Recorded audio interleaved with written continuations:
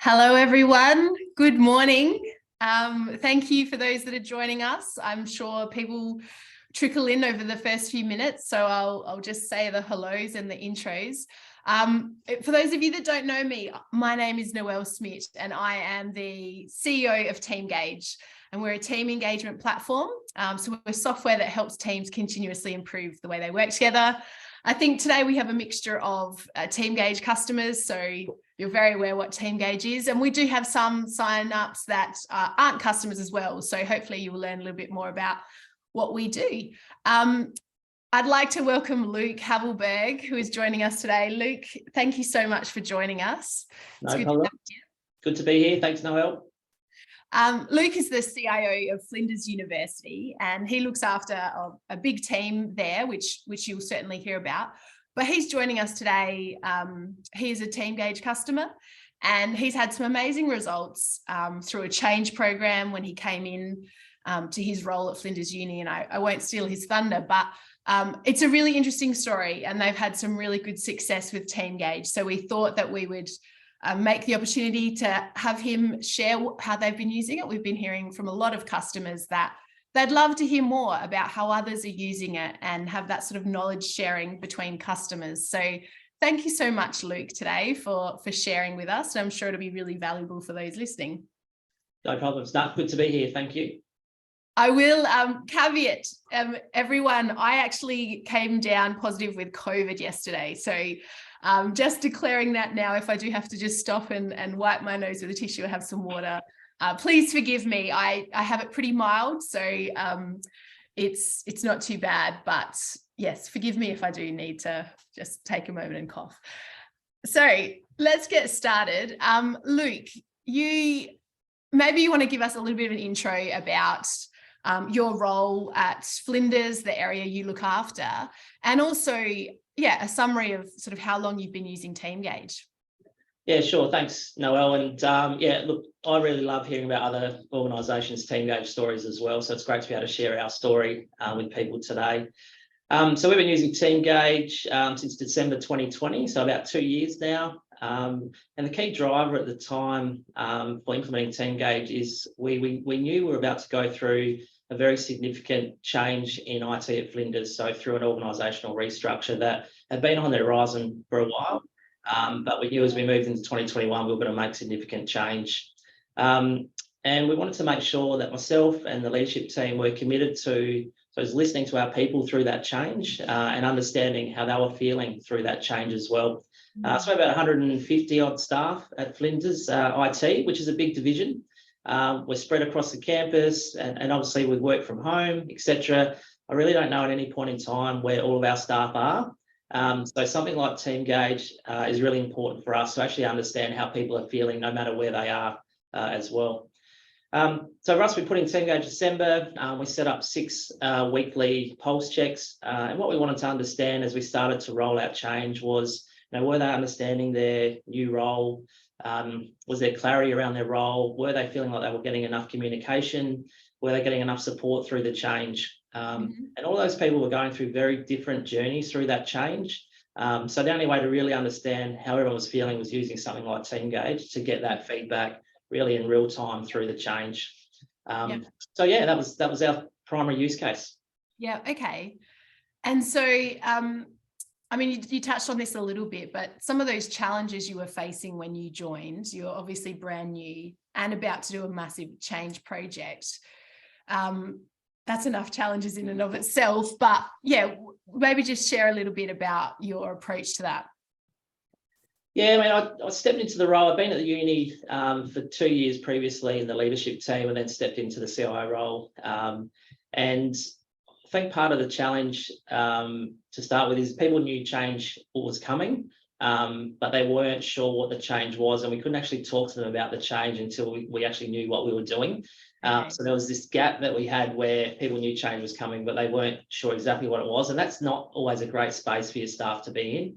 Yeah. And we could tell that was starting to have a real impact on the division. So we started pulse checking in December 2020. We made the change in February, March to understand where people were at, what concerns they had. And we really started to, I started to up my communication as frequently as possible with the division to let them know that, yeah, change is coming. Be honest and upfront. So I can't actually say what it is right now, but as soon as I can, I will start talking to you about it. So just trying to build that authenticity and trust with the team, even though a lot of them were really challenged, knowing that the change was coming. Yeah, okay. And that's interesting. So you actually started using it sort of to get a baseline before the change. That's what you're saying. Because I think, that's interesting. A lot of customers will sort of wait until the change has commenced because there's already a lot going on and implementing a new tool. So that's really interesting to hear that, using it initially to build some trust and rapport about what's about to happen. And then also seeing as the change starts, how it affects against that baseline. That's really good. So what do you see, why do you think Teamgage was a key tool to driving success in your division? And maybe I've jumped ahead a little bit there that, the change project went well, the spoiler alert. Yeah. So maybe just take us through sort of how it went well and how you felt Teamgage contributed to that. Yeah, look, I'd say through all of 2021, it was an ongoing focus for us and an ongoing challenge. There was, a number of teams within IDS that, had a number of challenging changes that they had to work through. Yeah. And what was important was to make sure that everyone felt like they had an equal voice to provide feedback. And at times that was, really challenging to look at and review. But we need to understand how all the different areas of IDS were responding to the changes. Some areas that were less impacted still had a lot to say about the change and contributed a lot of good feedback. And there's a lot of feedback we took on board as the year unfolded to help guide our communication and our focus. But I talked to the team a lot about managing reality. So what is the reality? And it's not our reality, it's what's the staff's reality, because ultimately they're living it day to day. So when you get 150 staff giving you feedback through Teamgage, that is the reality you're working from. You sit in your chair in your office and think that things are going well, but that's actually what's going on. So success really for us was always working from that baseline of reality and not thinking that things are going better than they are. And that's where Teamgage continues to play a really important role for us. We're never getting everything right. We know that. But what we can do is start to target, I suppose, everyone's got limited time and resources. So how do we as a leadership team target those to the areas that need it across IDS in the right way? So that's what success looks like for us, to be able to respond and allocate our focus in the right way because of staff having that voice. Okay. And I think, there's just a few key things there. I think it's really good to hear the fact that, you wanted to see, sorry, I just went blank. I'm having my COVID mind. Forgive me for that. No, good. But look, I think you've talked about the team managers there and getting them to use Teamgage and to see the reality rather than just their assumption of how the team's going. That's what I was going to say. I think that was a really valid point there, that you can come into a business, and especially in your role, right, like a senior leader, an executive, a CIO, and you have your leadership team reporting to you. And there is this bias. We want to look good to our manager as well. So, through no fault of ours, there's sort of this unconscious thing of maybe making it sound a bit better than it is. But obviously that means you in your role, you'll have challenges then if you're not hearing the truth. So, I think that's massive credit to you to recognize that. But so with that regard, your team managers, how do they feel about using Teamgage? Like, what are the expectation you put on them, and how do they feel about that? I think in that context, the first thing to note is when we put Teamgage in, we gave the overall responsibility, I suppose the administration, but also the rollout and the staff engagement to one of our centralised teams in IDS. It's our ways of working team, because we wanted someone to really wake up each day and care about the success of Teamgage into the division. So having that focus and responsibility and sponsorship was really important to start with. And then they started to build out, how do we work with Teamgage to provide coaching sessions? How do we educate our team leaders? And in the early stages, it was variable. So we had some teams that really picked it up and ran with it, and others that were really challenged by it. And I would say it took the whole first year to get to a point where all teams and leaders were operating at a minimum level.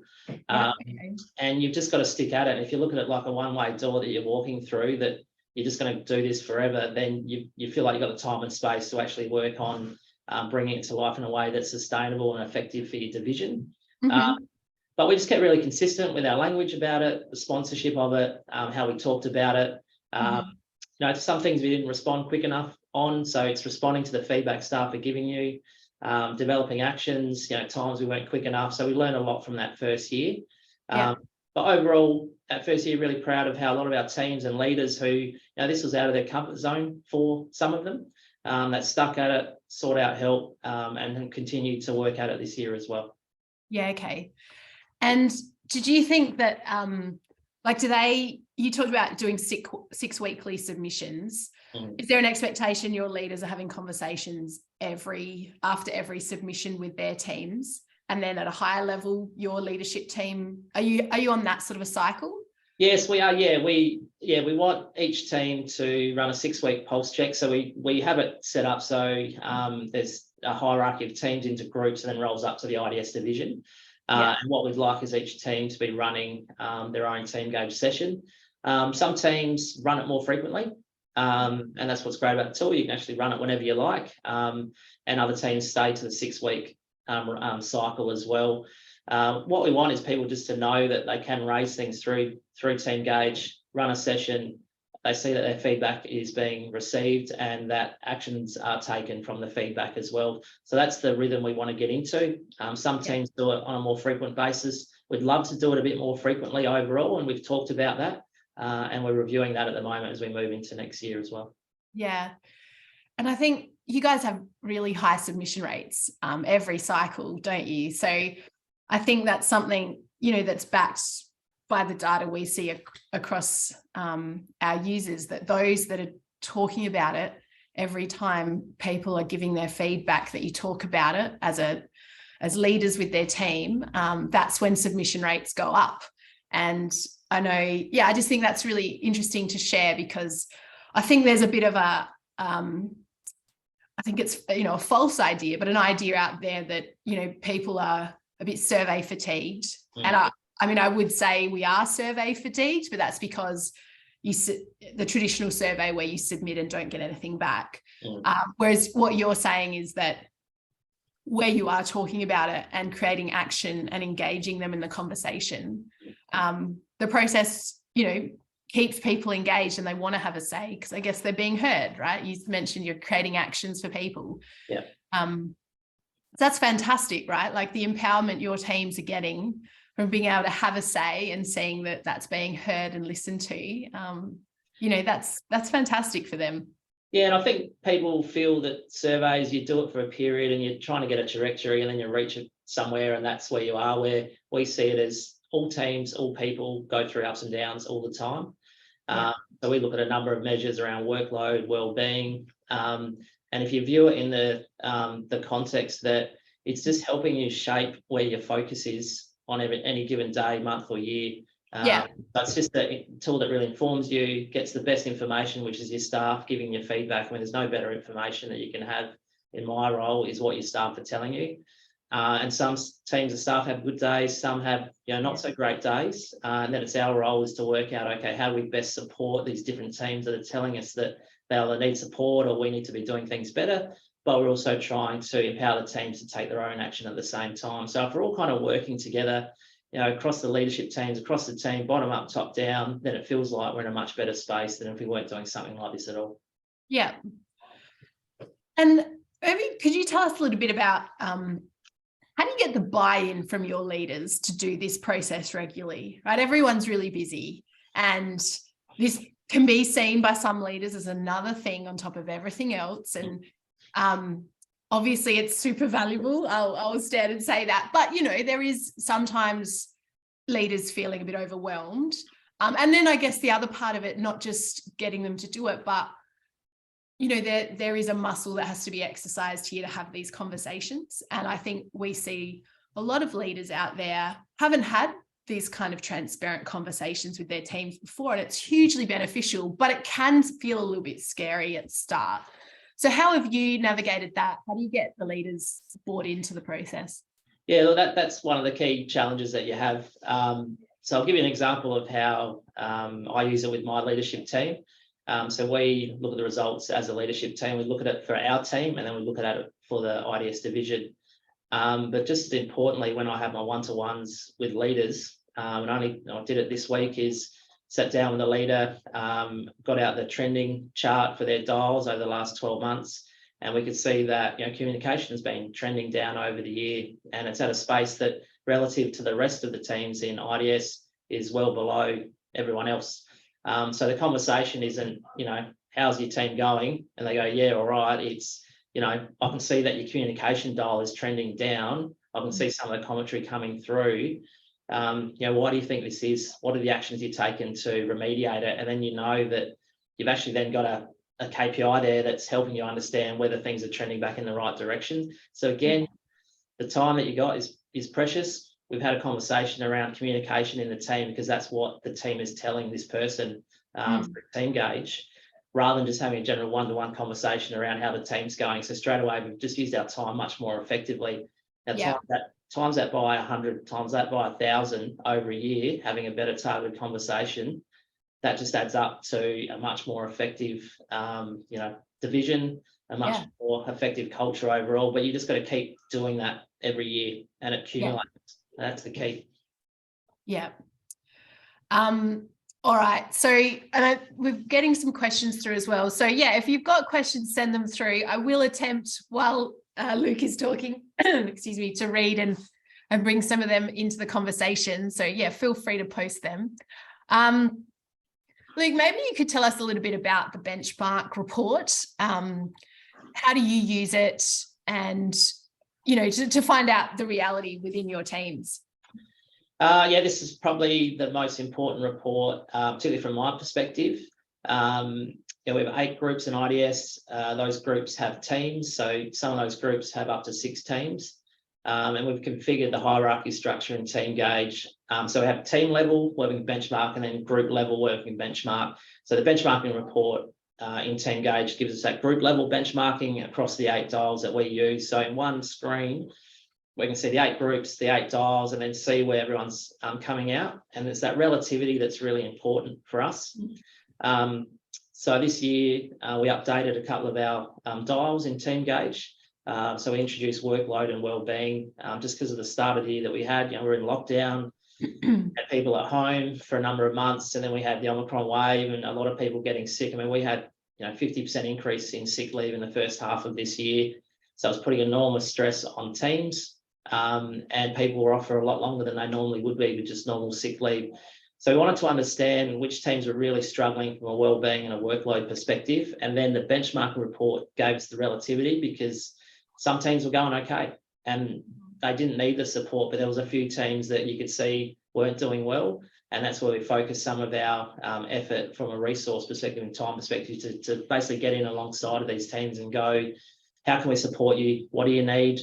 And look, we tried a few different things. Some of those things worked well, some things didn't work well. But I think people could see there was an authenticity that we wanted to support people. And often it's just people feeling that you're there to support them that often gets them through that really tough period as well. Yeah. So that's where for us the benchmark report just continues to be really critical. Yeah. Okay. That's probably actually a nice segue to one of the questions that we got here, where you're just talking about just showing people that they're supported. It's a long question, so I'll just sort of pull out the summary, excuse me. But I guess the question here is about, it's great, for people to be heard, but do people just use it as a place to whinge and not take accountability for being part of the change? And then I guess the following question is, so how often do you see people making their own suggestions for improvement, and how have you got to that place? We absolutely, if you've got a division of 150, on any given day, someone's not going to be in a good space, or they haven't been in a good space for a while, and that may come through in a comment that feels like they're teeing off or having a whinge. Now I've got a financial services background, and we had a mantra to say, if you've got someone on the phone or a customer in front of you that's having a whinge, that's a good space to be, because they're engaged. They're telling you what the problem is, even though you may not necessarily agree with it. And you can try and start to work with that individual to get them to a better space. Now, it's anonymous, but we know that it's within a team. So it's about running the right sessions and having the right focus around the team sessions to try and address some of those concerns as well. But you also know there's people that you're never going to probably get to a certain point, and that's okay as well. But getting all the other commentary through far outweighs any people that just use it to whinge.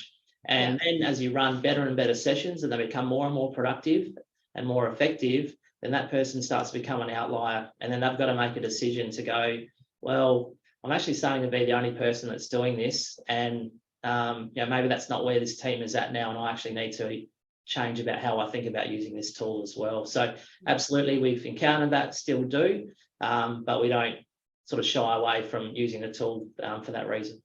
Yeah. Well, that comes back to what you said earlier, isn't it? That it's understanding the reality that if people are, do have complaints or things to say, they have it whether you're measuring it or not. Yeah, that's right. It's better to know, and then you can make some decisions about how you're going to tackle that or not. So I think, what else have we got? So this is a great question. Did you have to work to build the trust in Teamgage over time from staff that it's safe for them to give honest feedback? And that's the yes, 100% yes. And would we have that 100% trust across everyone in IDS to the level we want right now? Probably not, but have we come from a long way away to a much better place through the tool? Because I think people are always a bit skeptical. And that's fine as well. It's our job to build that trust, to stay true to it being anonymous, stay true to responding to things that people are really wanting to address, being open and honest about the things that you can't address and what you can. So, it's an ongoing process to keep building trust and holding the trust. So that's why we see it as it's just a continuation all the time to hold that trust with our staff, and we've got to keep building on it. Yeah. I love to hear that, because I think, we exist because we want to help every team continuously improve the way they work together. And this is a complex thing, different people at different times working together in a world, in markets that constantly change, that we're sort of never done. We can never sort of tick that box and go, teamwork, the way we work together, culture, we're done. It is always a continuous journey. And I think having that mindset is really the only way to be successful and create a good culture. So I love hearing that, Luke. Keep spreading that word. That's great. So we've sort of talked a lot about the way you've used it. Can you maybe summarize some of the results that you got from using Teamgage, good or bad? Yeah, look, as I've said, it's an ongoing process for us. So, encourage people not to think about it. It's coming in to solve a problem. It's actually trying to build a culture and a ways of working that you want to, I suppose, build into and establish. Probably the bits that, we're 2 years in now. So a big focus for us is about how do you keep it fresh? How do you not get that fatigue around using Teamgage as well? And that's why having someone who is accountable for the tool overall and what it's trying to do in our ways of working team is really critical, because they can spend time doing that. And they're starting to do our review from this year now, and what do we need to update for next year to keep it fresh. And we've just gone through developing sort of values and behaviours for IDS, and what we want to do is actually update our dials to measure if staff feel that we're living up to those values and behaviours. So it's looking at things that we're doing and how do we connect Teamgage into it is really important. And look, getting the result, like just the engagement. So to make sure that we continue to get that 70 to 80% response rate, which we're still getting at the moment, for me is really critical. I want to just make sure that staff still feel engaged, that they've got a voice and that we are listening. So I feel like we're continuing to get a good response rate, and that for me is a really good achievement. But I never feel like we're doing enough. So always looking for ways that we can improve our engagement with staff and improve, that they feel that we're really responding and that we're working with them really closely to address some of their concerns that they raise. Yeah. Okay. Look, I think, you've had amazing results. I mean, that was part of the reason we were keen to talk to you, because I think you're using it in a way that certainly aligns with the best practice that we see across the system, where organizations get good results. They do things certain ways around, the rhythms that they have in place, the meetings that they have around the results. And excuse me, you guys are really, really living and breathing that every day. So it's really good to see. I think it's super encouraging for us and our team, because, as I said, we're on a mission to help more organizations work better together and empower leaders in that space. So I think there's a nice question to sort of maybe sort of end up with. It's just generally, Luke, outside of Teamgage, what advice would you give to leaders today, looking ahead to 2023? There is, we've had years of uncertainty, and looking ahead, there's still more to come. So what sort of advice would you give to leaders today? Yeah, I mean, without Teamgage, for my role particularly, I feel like I'm flying a plane without some of the most important dials. I just want to be clear that it's not that I don't trust my leaders in how they're managing their teams. It's more around, when we think about it, how can any individual ever know what 20 or 30 people are thinking at any particular point in time? Like, it's just not the reality of being able to manage big areas and big teams. So this just enables us to understand, what is all of IDS thinking? How do we synthesize it in a meaningful way to drive action? And that'd be super tough without something like Teamgage. The other bit is just with hybrid working environments, unique pressures and stresses over the last few years, and they're continuing. Interest rates, inflation, giving staff a mechanism to let you know how they're going, and wellbeing is one of our dials. And if we see someone that's putting a 1 out of 10 for wellbeing, that's a real strong signal that someone needs some help. And that's what we want to be there for people and to support our staff. And often work is the anchor for their life. The stability for their life, and we've got the resources to be able to support them, which they may not have in their personal life. So therefore, I'd say if you don't have a mechanism to do that in a way that staff feel safe and comfortable to do, then it's probably a gap with where things are at these days. And the uncertainty, just so prevalent at the moment. Volatility, uncertainty, the whole VUCA. Teamgage just keeps us checking in what is the current reality with things moving so fluidly. So again, coming back to let's manage what the reality is versus what we want it to be or what we think it is. So they're probably the key things that are really top of mind for us around Teamgage, but also just around as we move into next year. Great answer. So we are running out of time. We've had some more questions. I'm sorry we haven't been able to get to all of them. I think there was one about how you come up with your questions, and some resonate more with others. I don't know if you give that like a 20-second answer.